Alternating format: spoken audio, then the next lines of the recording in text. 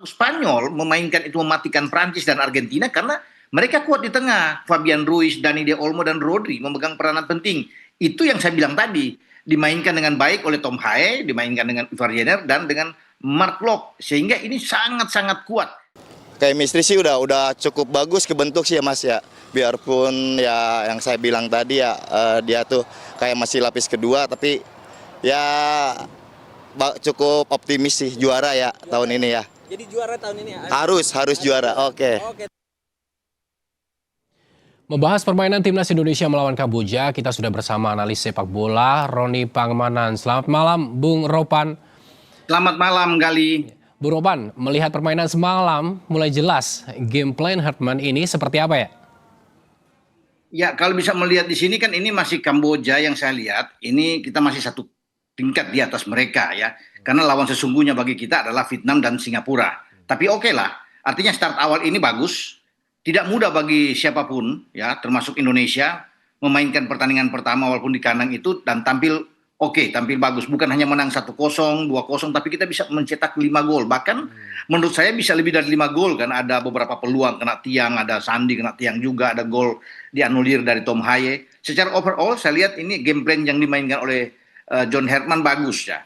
Banyak yang melihat juga bahwa Michael Baker ini kan membuat 3 gol debut yang manis. Tetapi sesungguhnya yang saya lihat di sini adalah bagaimana pendekatan strategi yang dibuat oleh John Hartman dengan memainkan 3 gelandang sekaligus. Sebenarnya 4 dengan Doni. Doni kan bermain agak ke kiri. Tapi 3 dimainkan secara bersamaan itu yang membuat saya pikir kejutan. Sehingga kita begitu kuat di tengah dan tidak bisa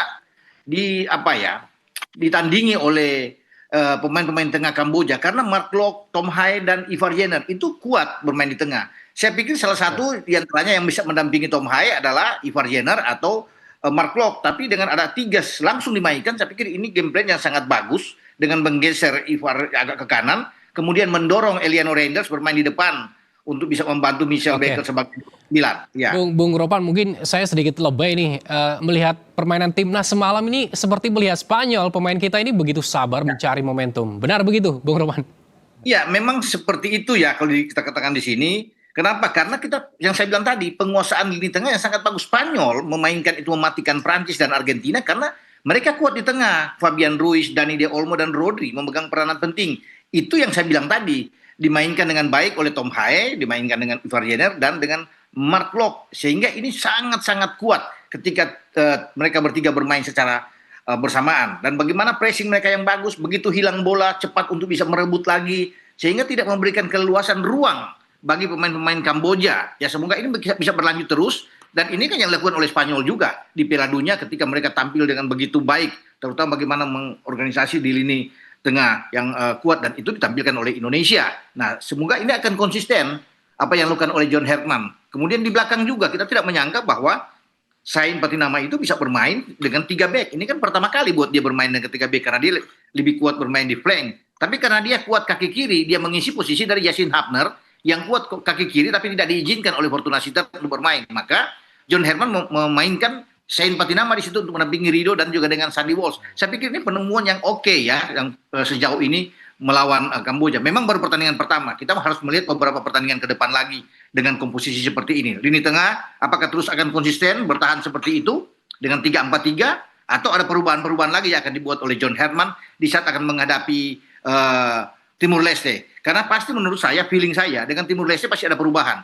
Karena John Hartman akan melihat pertandingan sesungguhnya ada di Vietnam dan Singapura. Kan itu lebih bagus. Kalau soal menang melawan Timur Leste, pastilah. Walaupun kita akan bermain di Thailand, gitu. Oke.